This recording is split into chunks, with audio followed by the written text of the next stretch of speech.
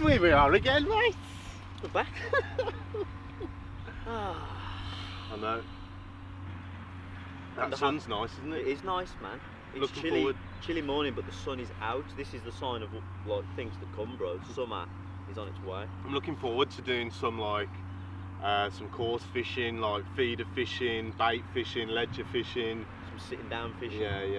Yeah, some summer fishing. I'm looking forward Yeah, to it. mate. It feels like it's been so. I think because of the lockdown and stuff, this winter's just been miserable. Like winter is tough on everyone anyway. You know, we're all like incognito sun Yeah. worshippers, aren't we? But yeah. Looking forward to doing some overnight fishing and stuff. Yeah. Definitely.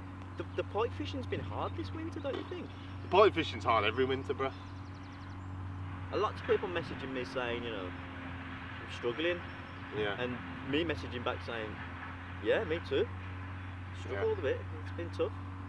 Oh, it's been tough, huh? So what's today about then, kid? Well, this podcast is about you, sir. Alright. It's the Tom podcast. So we're going to ask you some questions and know a little bit more about you. Alright. Starting off with your name, please. My full name? Yes, please. My name is... Do you want my Christian name at the end as well, or...? Give me whatever name you want to give me. Thomas Matthew Luke Sinnott Bell Patrick. Sinnott Bell, that's a weird Yeah, surname. double barrel name, yeah. Sinnott from my from my granddad's side, on my mum's side, and Bell was my father's second name.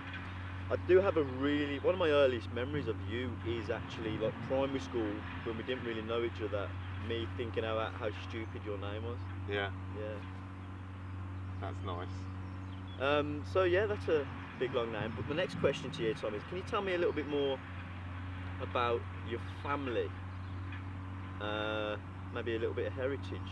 Yeah. So I don't know much about my dad's side, to be honest. His father was a postman. That's all I really know. I probably only spent about 2-3 years with my father over the whole. So you've grown up. Your mum brought you up. Yeah, single parent. So my mum's name is Sinnott. That comes from my granddad, and they've got a big long history. The Sinnott family from Battle of Hastings.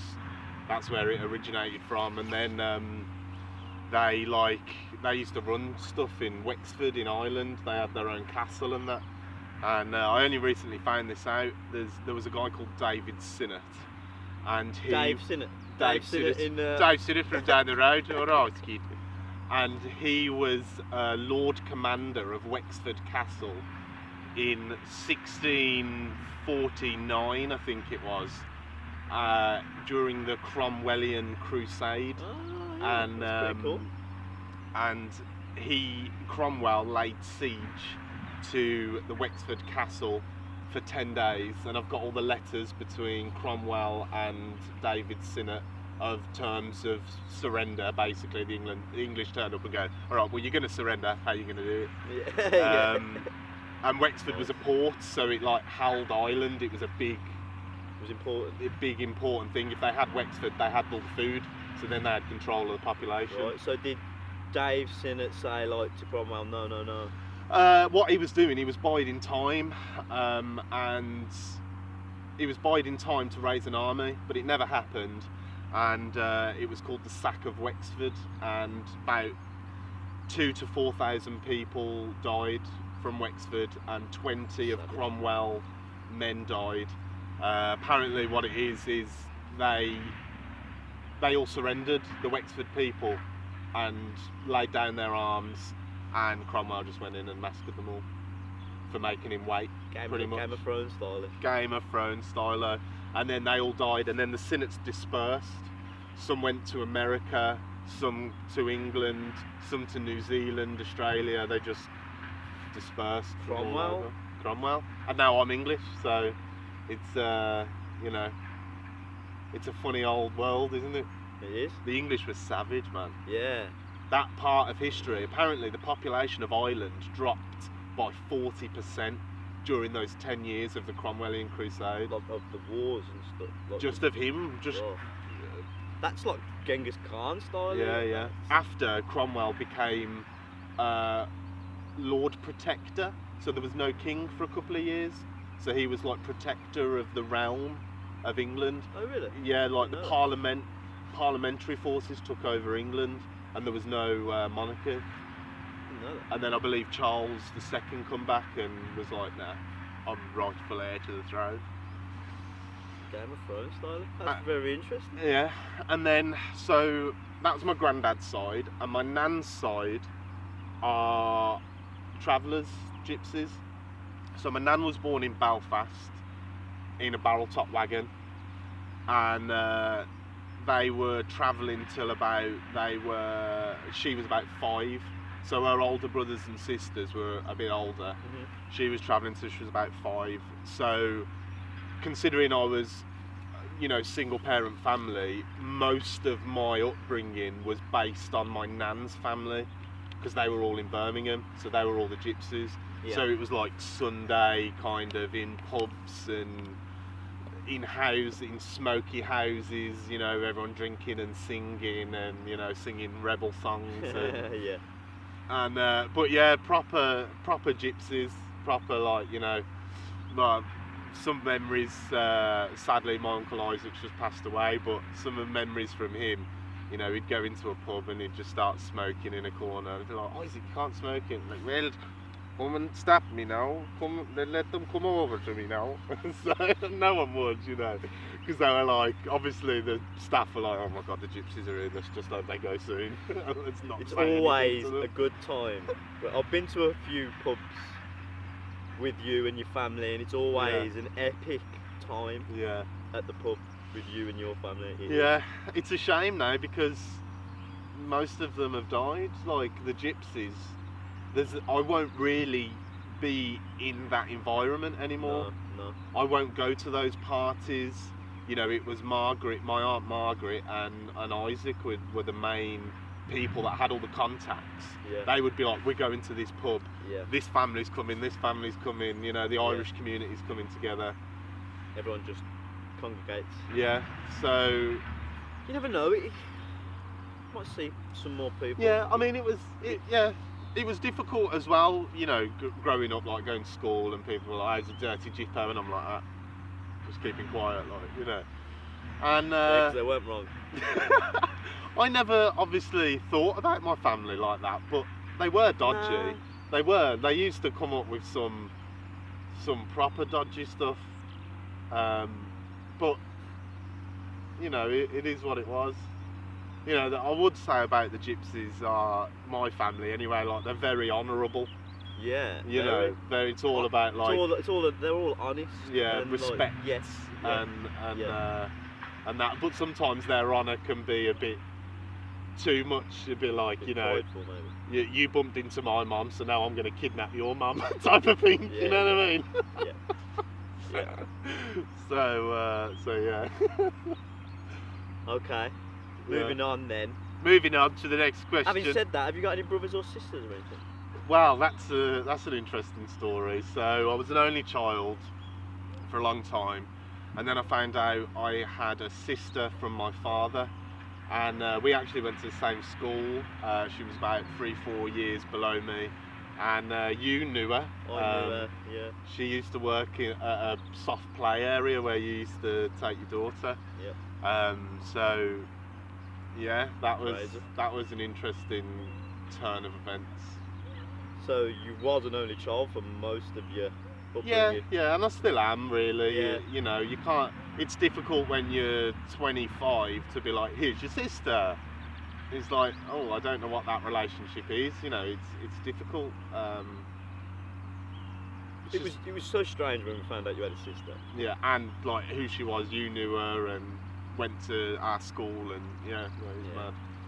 Yeah. Okay then, I got a good question for you. Go on. What is your favourite hobby, like unfishing related, like a little bit away from fishing? Yeah. What's your favourite thing to do to chill, pass time? It's got to be gaming. Gaming. Yeah. Gaming was a big part of our childhood. We used to game a lot together.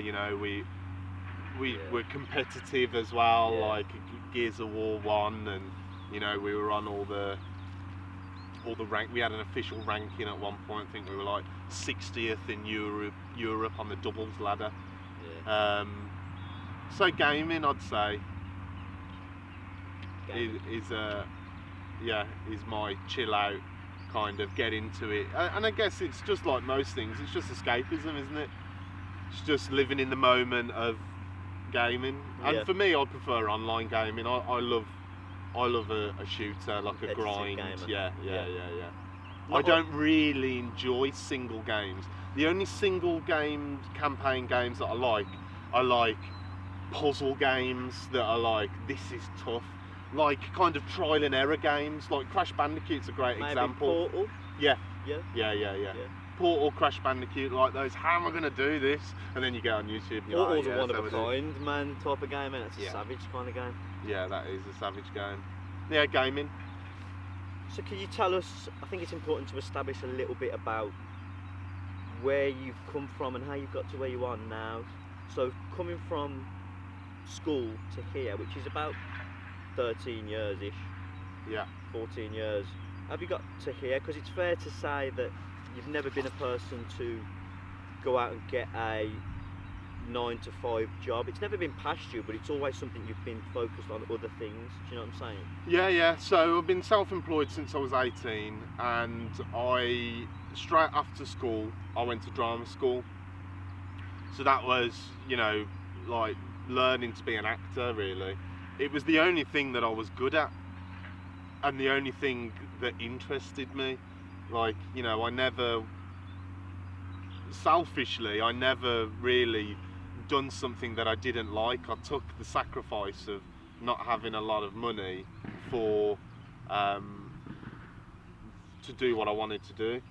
So I went to drama school. That was great, and I didn't go to a really prestigious one, which further down the line screwed me over a bit, because I didn't get those big opportunities straight away. Whereas some people leave drama school and they walk into like the top theatre jobs and the top film jobs. I remember you grinding hard back in the day, like unpaid job here, unpaid work there. Yeah. You did a lot of unpaid work in the early days, bro. Yeah. So I did everything. I did from theatre and education, touring around schools, doing like a science show. I did like panto.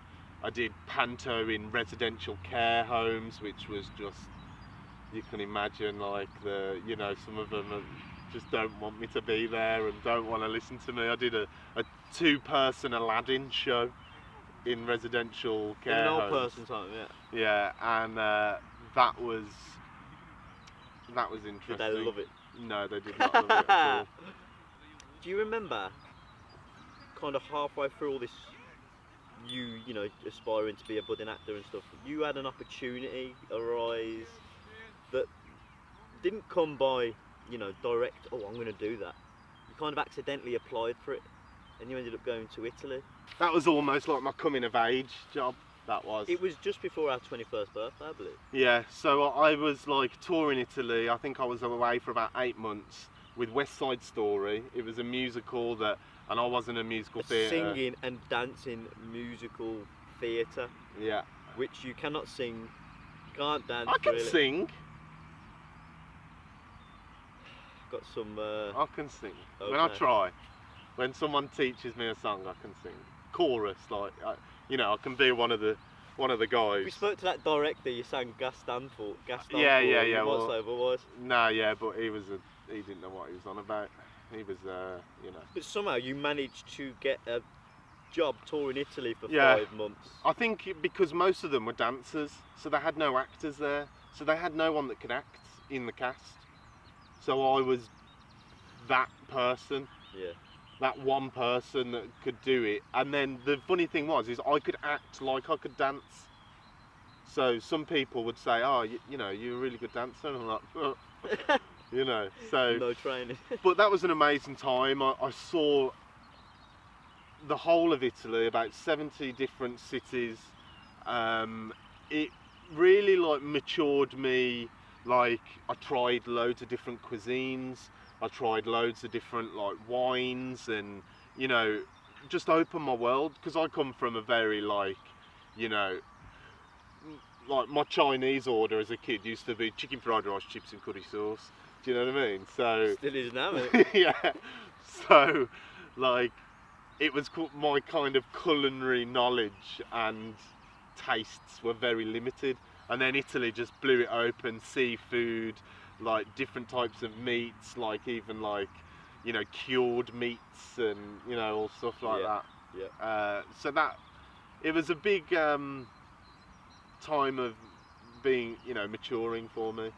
It was good when you came back. I remember you coming back and I'm not seeing you for 5 months, and we just had a dirty blowout. And Yeah, I went to Amsterdam straight away. oh didn't yeah, we? went to Amsterdam and did all that. We Yeah. bought an Xbox and stuff. The good thing was money for I a had bit. like bloody £6,000 in my pocket. You had money. Yeah, You had cash money.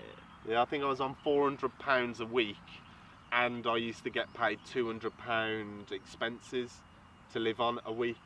So my wage was just saved. So that was great. So then I had loads of different jobs like that, and theatre jobs. I did a lot of Shakespeare. That was like my speciality, if you like. A thespian, was you? I was a proper thesp, and I did probably about 12 Shakespeare plays. Played all the young men, really, you know, in all the plays. And then I started doing a lot of corporate training as well, of like, you know, 16 people will turn up at a hotel for a training day, and they use actors on the course, like we do a little scene, and then they break down our communication, and it's funny, but there's some learning in there and stuff like that. So there was that as well. That kind of put a bit of money in my pocket. Then I got like a decent agent, and I had decent auditions. When I say decent auditions, it was like for adverts and soaps that were actually awful projects that I didn't want to be in any of them, but it was like a rite of passage that you have to do that to be able to have the TV credits to then to do that. And I guess it was an exciting time, that was, but it was also like a really tough time as well, because they didn't want these agents didn't want me to do anything. They wanted me to be carefully picked projects. So I didn't actually act for about 18 months. I remember you sitting around a lot. This is a time when you were used to getting all your own work, and all of a sudden you've got your own agent who's finding you work, and you're sitting on your thumbs at home. Yeah. Whereas before I could have agents but find my own work as well. Yeah. Whereas these guys were no. I didn't really like them, to be honest. They were so upper class and like elitist people. I didn't really get on with them. I didn't really fit in. And then I had about 18 months of auditions, and I didn't get one of them. And it was like, cool, London tomorrow. Okay, yeah, all right then. Have to pay 70 quid to get to London. You're nervous, can't sleep the night before. You're praying, you're hoping, you build your hopes up. You think it's going to be the one. It's going to change, everything's going to change. Wouldn't get it. So I had like a year and a half of just rejection. You know, I would see the same casting directors, and they're like, we've just got to pick the right part for you, Tom. But it just didn't happen. And then the agents gave up and terminated my representation. And then from that, then, I was hurt by it, but I didn't realise that I was hurt by it. I didn't take that on. I didn't like realise that perhaps it's not what I want to do. Okay. Because I was so hell-bent on being successful. You didn't stop to think about what you actually wanted to do or not. That was the only narrative I knew.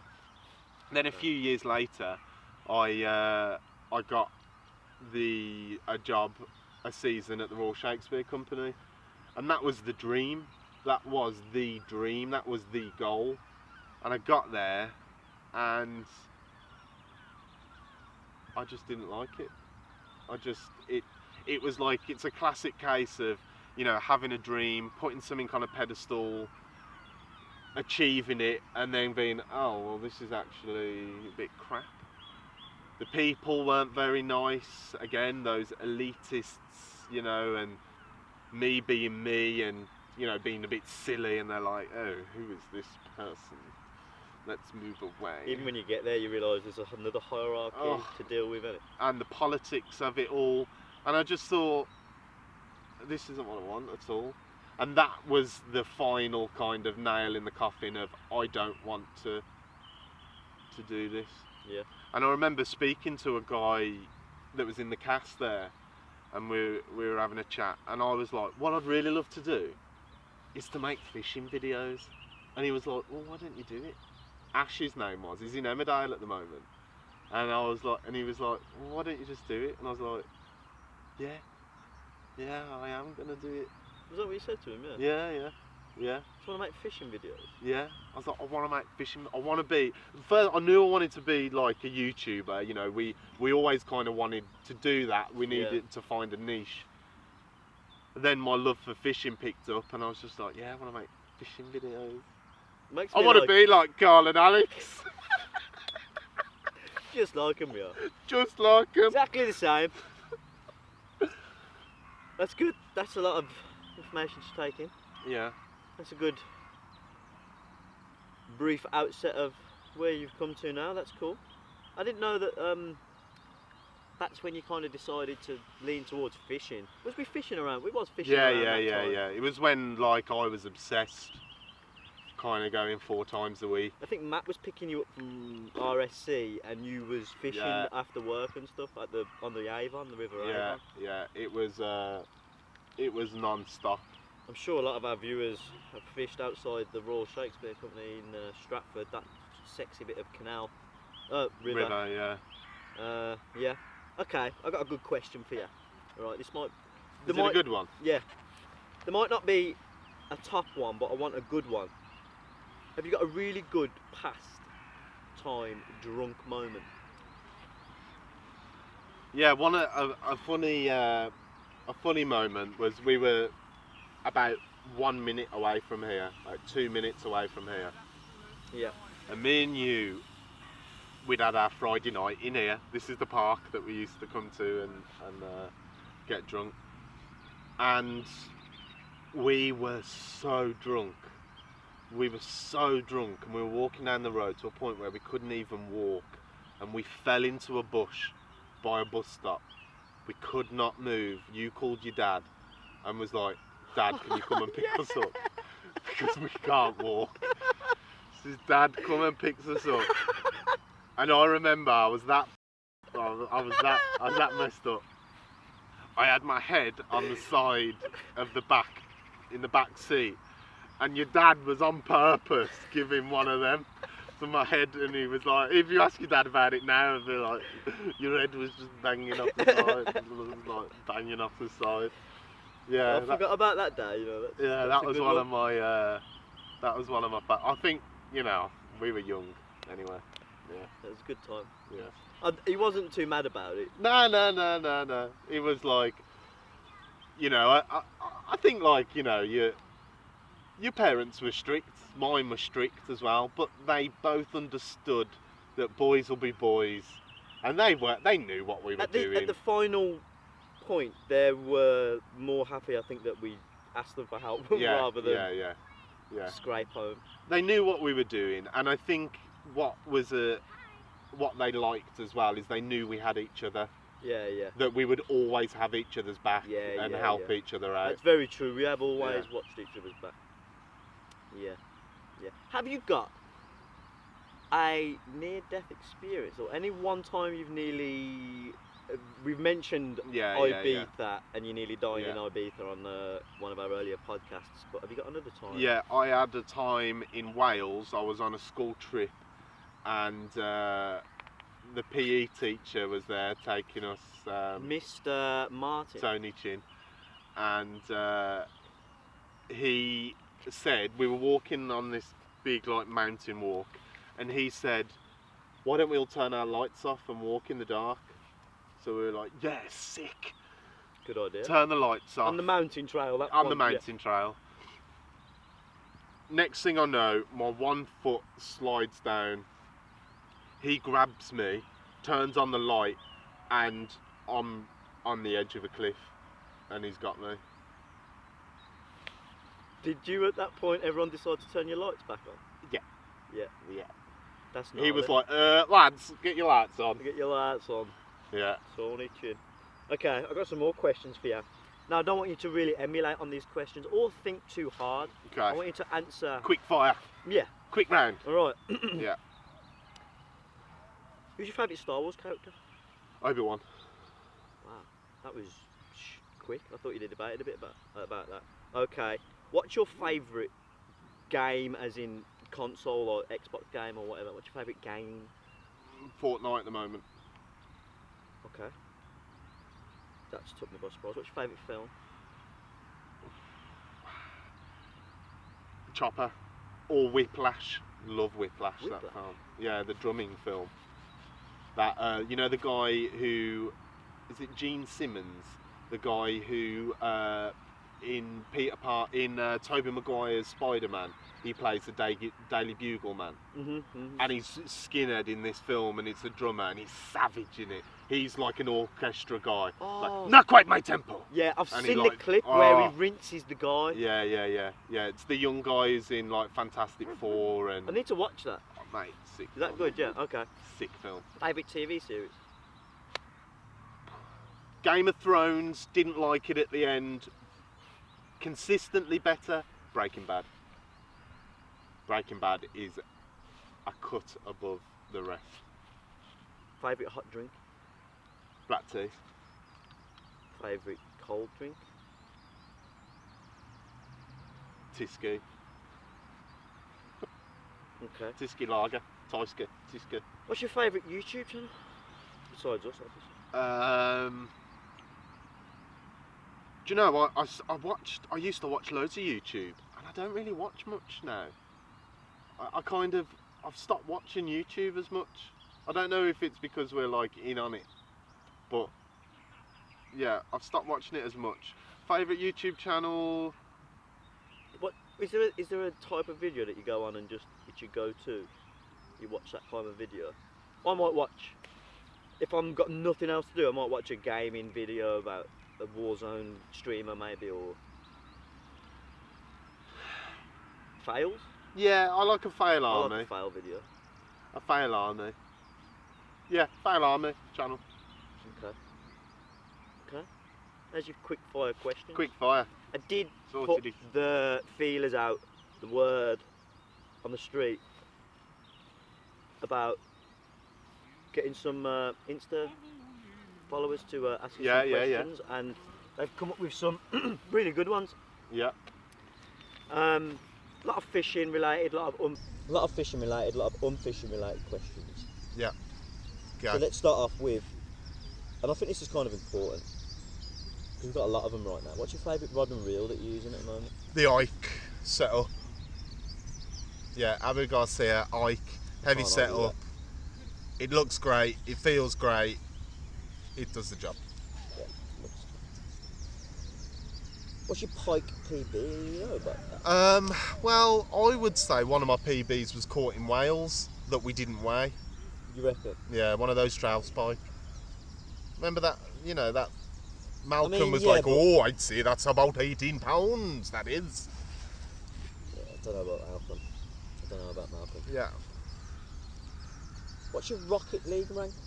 Somebody asked that. What's your Rocket League rank? Platinum, Platinum. so I'm above gold. Oh yeah. Yeah. But I'm playing on the Switch, so I don't know if the children are ranked lower. No, do you know what it is? I'm platinum now because the game's free now, so they've just had a mad surge of players that are terrible. Yes, I might be a gold now. No, you wouldn't. Yeah, You'd be a bronze. Would you ever? This is a guy who lives in Australia. Asked this. Would you Hello, ever, mate. All right. How's it going? All right. Would you ever come to Northern Australia, right, to fish for barramundi? Yes. I don't know what they are, but yeah. That sounds sick. I don't know. Yeah, what they are. barramundi. Yeah. Check out this barramundi. Yeah. Yeah, get caught a barra, right? Yeah. Cook it on the barbie, right? Yeah, I would. Yeah. I'd love to go to Australia and fish. If someone asked this question, and I think it's a relevant question, a lot of people have asked, to be fair. if I sent you guys a lure, would you feature it? Well, how much you gonna pay me to feature it, kid? Yeah, I'd give it a go. I think it'd have to be something a bit special. It'd have to be something a bit crazy. If someone was like, "Yeah, mate, here's a shad," I'd be like, "All right, yeah." But you know, if it was like a dog lure, I see no I'd be like reason that. why, like, if a lure turned up and it looked kind of cool and we used it, we'd be like, "Yeah, sure, where'd you get that from?" Yeah. I'm happy to use anything. Well, I was guessing in the future we'll have to get a PO box, won't we? People can send Yeah, stuff we have to to us. pay for that stuff. All right. Pay for a PO. It'll get sent to your address, then we'll put your address out. Yeah. What's your biggest Xander? £5.5 pounds.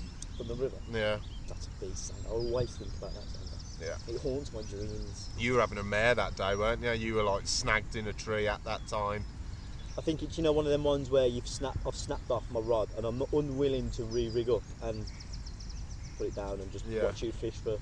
I think doing that. when we were back in the day there used to be a bit more of that, of like, we used to get fed up more, didn't we? Of like, I guess when we were learning more, like lure fishing and different things, and we'd be like, I've had enough.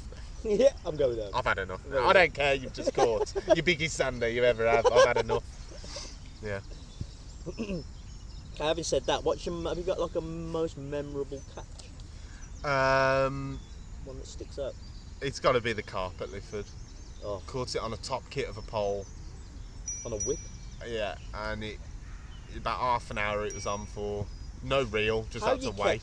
A £25 carp on a whip that was already broken. It was £32. It was a 30. It was already broken. That whip was. It was taped up with Tom's special gaffer tape. Yeah. Someone asked, why does Sean catch more than Tom?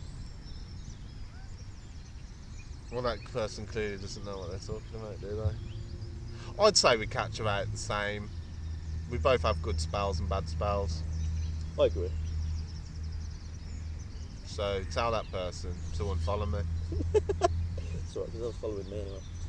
Are you going to do another meet and greet? Yes. Okay. Yeah, when restrictions are lifted, we're going to we're probably going to have to hire a big, massive lake, and we'll do a big competition. We'll get some massive prizes. Good idea. Biggest fish of the day, all that kind of stuff. Load of prizes for everyone that comes, type of thing. And have a laugh, film it all, and Sounds sick. do that. Might be a bit of a stupid question, but what's your favourite species to catch? Pike. And someone asked a good question. It's the last question. How do you motivate yourself through the blanks? Because we do a lot of it. Yeah, I think it's a double-edged sword, because the channel motivates me to get through the blanks. I'm like, nah, need to upload a new video, need to get out again, need to fish, need some content. If the channel wasn't a thing, there'd be no pressure. It'd be, well, come back tomorrow, or maybe next day, or maybe next week, whenever I feel like it, and I'll catch. So what motivates me is probably the channel, the buzz, the adrenaline of the hits. What I love about pike fishing is when you hit it and you don't see the pike straight away, and you're like, ooh. Yeah. And then when you see it, it's a double, and you're like, oh. That's what I love about it. When you hit one and it comes flying out the water because it's about that big, and the lips up in the tree, you're like, oh yeah, well it's all right. It's a pike, isn't it? I think it's safe to say one of my favourite characteristics that I enjoy about your fishing is The lips. the heavy-handedness of you. Yeah, you're the opposite though. You're like, I think I've got a pike on, Tom. I think it's on. And I'm like, rip, one on. People who watch our videos, we've had loads of comments who go, he didn't even strike into that then. In the Xander Got video. a fish just looking at the lure and you're like, get your lip here. Yeah. Oh, There's been a couple of moments where we've been match fishing kind of thing, and you've struck on a little roach or something, and it's landed in your lap. There was one. Do you remember that guy who had a big carp rod, and he literally he struck, and the roach landed in front of me in my swim. It was like that. Oh, it was ruthless. You've ripped it off. Oh, there's been some real funny moments on the bank. Do you remember when I broke my landing net? Yeah. And we was recording like on a phone. Yeah. That was OG. It weren't even Snagged Bro. No, like, that was like first carping times. Yeah. It makes me. I can feel the hurt. You know when you laugh and that much your chest hurts. Oh yeah. Good times. Right. So is that your lot? That's your podcast. That's yeah. all the questions. All right then. Yeah. Thanks for watching the video. If you're here by this time by now, we appreciate you. Thank Also, you for sticking with us. we've got a new Instagram, Snagged Bro Official. Go follow it. Link is in the description. That's all I need to say. Go on the store, buy a net magnet. If you've already got one, buy 3. Sound?